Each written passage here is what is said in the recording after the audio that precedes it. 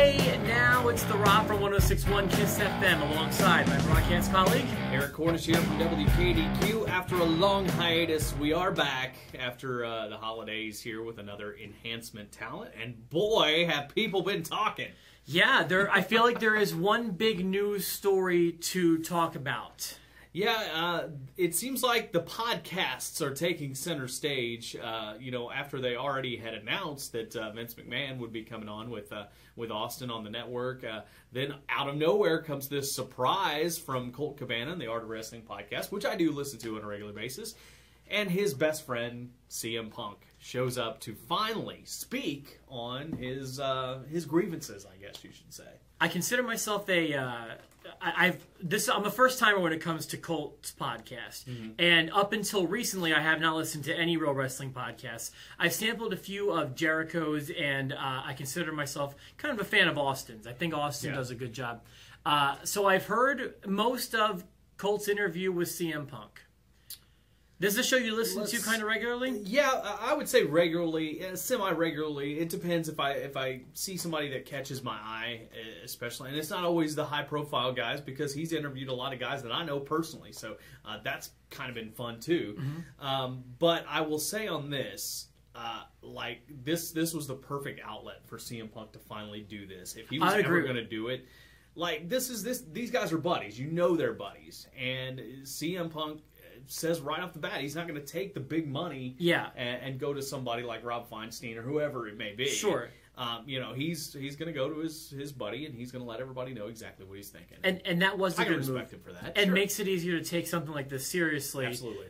When you do something like that. It means more to me. It does. So, first impressions here of CM Punk and what he has had to say about why he left the WWE. Okay, well, I do feel like he dropped some bombs. Like, this became huge news, and deservedly so, because he's finally said things and confirmed some things and denied some things. He was certainly very honest, very open, very passionate, very candid. I found some parts to be annoying as far as the stuff he was saying and why he was saying it. I found some of it to be a little... I'll say hoity-toity. I think he may have an inflated ego in some areas. Sometimes deservedly so, not always. I don't like when he saddles himself as the working class hero for the boys. I don't like when he elects himself to be the union leader and speaking for all of the boys. And I also don't like how I feel like when he doesn't get his way, he just goes home. And I feel like he doesn't compromise very well. And while he doesn't always have bad ideas, it's kind of like the business we work in, radio. Sure. Or in movies. Sometimes the most talented people don't move up to the top. I agree. Yeah, I get that. And sometimes you have to wait your turn, and sometimes you have to eat a crap sandwich. And he doesn't want to do a whole lot of compromising, and I do feel like sometimes he came off like a baby, in my opinion. Okay. I will say that my opinions of Punk along the way have kind of been, yeah, you know what? You are kind of a baby. That's how I thought. We've talked about it on this show a number of times. And actually listening to him, it changed my thinking just a tad. And here's why. Because he did have some very valid points. He did. Absolutely. And some of those valid points, first and foremost, you got to be happy with what you're doing. That's true, too. And I agree with that to a point because I've been in jobs before where I thought maybe I just shouldn't do this anymore, because I'm not enjoying it. So I get that. And just because WWE is the standard bearer when it comes to sports, entertainment, wrestling, whatever you want to call it, it's not necessarily the be-all, end-all for everybody. That's true. It's not necessarily that place. Yes, it's going to get you the most exposure. Yes, it is what people most look at when it comes to wrestling. But there are some people that are perfectly happy being an independent wrestler, and I think Punk is one of those guys that it was like, I got there, I did that, I was one of the biggest stars in the business, and hey, that's fine. I didn't like it, so I'm going to move on. The way he did it was a little abrupt. But I will say this. When Punk says something, as the fact that he was one of the top guys in the business, and WWE, whether he thinks so or not, used him as one of the top guys in the business. especially in that last year or two. Absolutely. And when he says something like, I didn't want to be there, I didn't like it, and I moved on, and I didn't like the way they were treating people, that takes a lot more, or gives him a lot more credibility than some of these guys that were never used properly, that ended up going to these shoot interviews and telling all and saying WWE's horrible, Vince is horrible. Coming off very bitter. Yeah, exactly. They do come off bitter, and this lends a lot more credibility to it. Now, do I think that everybody thinks that way? No, and that's why what you said, being a mouthpiece for the boys, I don't think is right, because you've got guys there that, I'm going to bring up a name, like Zack Ryder, for example. Okay. Zack Ryder seems like a guy to where the WWE is the be-all, end-all for him. Mm-hmm. That's what he's wanted to do his entire life. That's where he wants to be.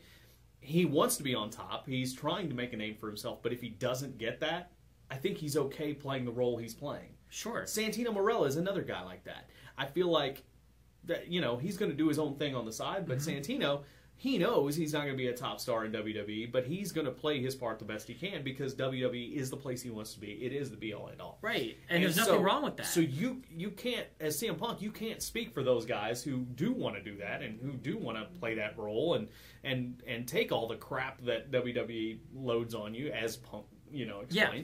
So yes, on that side of it, I don't agree with him. But and the biggest problem I have of everything is when he talks poorly about their medical staff, because I feel like that's very unfair.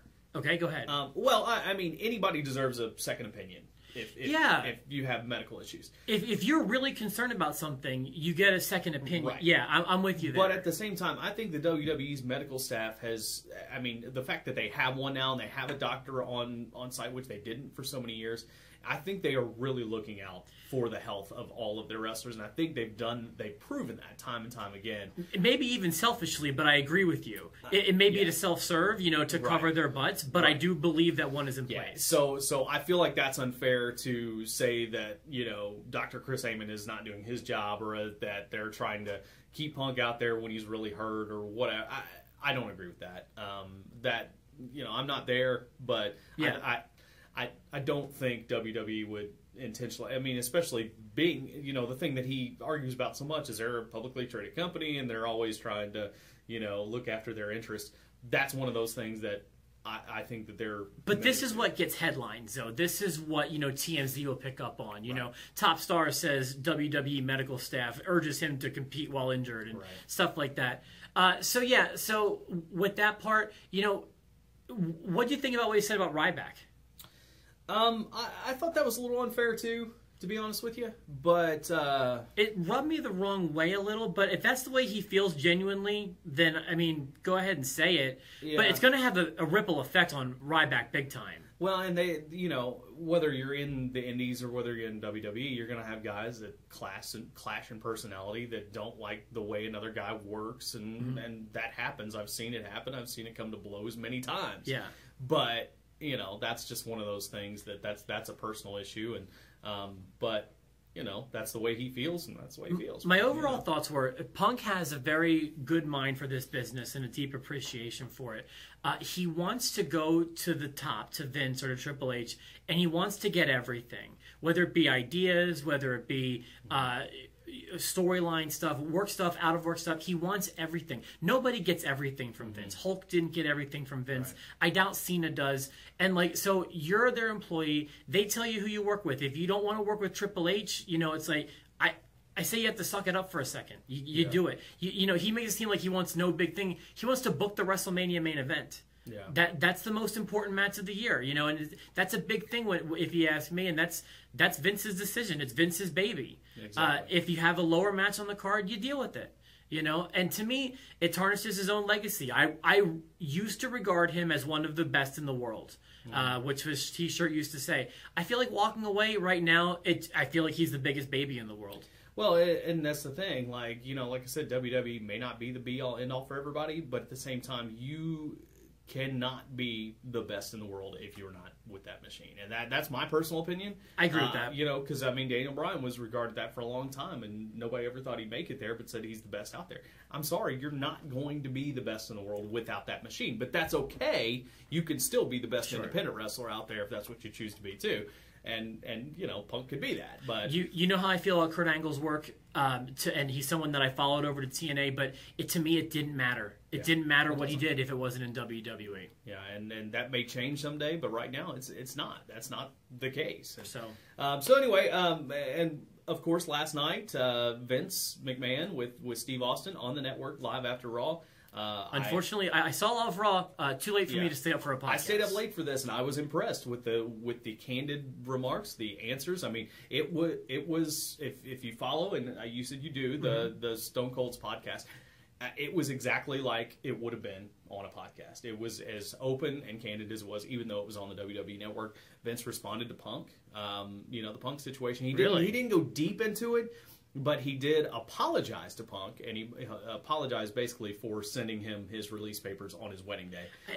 That was such a lame thing, too. That was. I feel like it was. I mean, it's like... As if they waited for his wedding. It was a surprise wedding anyway. Vince, he apologized for that. He didn't really go into the rest of it, but he did bring it up, and I don't even feel an apology. I mean, that's just bad time. It's unfortunate timing. Then he covered Brock and Taker and said basically that was his decision, and he did it for business. He thought that was a cool decision. There was nobody hotter than Brock, and how hot will that make Brock in the future? And still, he can carry that the rest of his career. I thought it was cool he covered that. I remember when that happened, we were watching it together, and we locked eyes right after that happened. Like I will never forget the look on your face. And you'll probably never forget mine, because that was a real moment. Totally.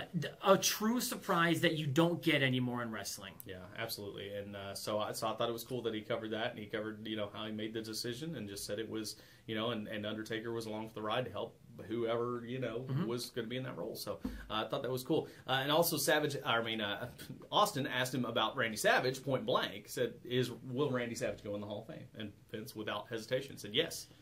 I just want someone to ask Vince point blank, did Randy Savage make love to your daughter? That's what don't you want to know that? I want to know why. That took so long. But I want to know the answer. Why the incredibly bad blood between those two? Yeah. And we'll never know now. No. Now we'll never know. No. But I thought that was cool. And one of the coolest things about the whole thing, forget any of the content that was in there, but I really did like a lot of the content, and I encourage you to watch it if you have the network. At one point, Austin said, "Hey, we got 1 minute. We need to wrap this up." And Vince says, "Well, we're just getting started." And Austin's like, "Well, the network, 1 more minute on the network. We'll continue for the podcast online." And Vince said, "Well, I own the network. We're going 15 more minutes." Okay, so they went 15 more minutes. Well, you know what? That's one thing I like about the network. Anything can happen in the WWE. Exactly. It's what, are you delaying a Monday Night Raw or a Monday Nitro from 1997? Legends House. Yeah, season 1, something like you that. They can go and click on that. Yeah, Good decision, Vince. Exactly. So, but it was good. I encourage you to watch that. I encourage you to go to ColtCabana.com and download The Art of Wrestling if you haven't heard that. 2 very intriguing interviews this week, and I'm sure lots more to be said about this. But I will say, bottom line, after all this is said and done, Punk is not coming back to the WWE. That is the bottom line. And maybe he will in the future for some kind of a one-shot deal, but I don't expect it. I think CM Punk is done with the WWE, so we can quit talking about will he, won't he. He's not. Never say never. Anything can happen in the WWE. That's true. Over 50 years, the legendary force in sports entertainment. Want to sign off? Yeah, let's get out of here. Click subscribe. Yeah, definitely subscribe to us. Send us your thoughts. If if we're off base, let us know. If we're right on the money, let us know that too. The email addresses are right there. Click subscribe and follow us at the eTalent on Twitter. Absolutely. Have a good one, and shoot for all.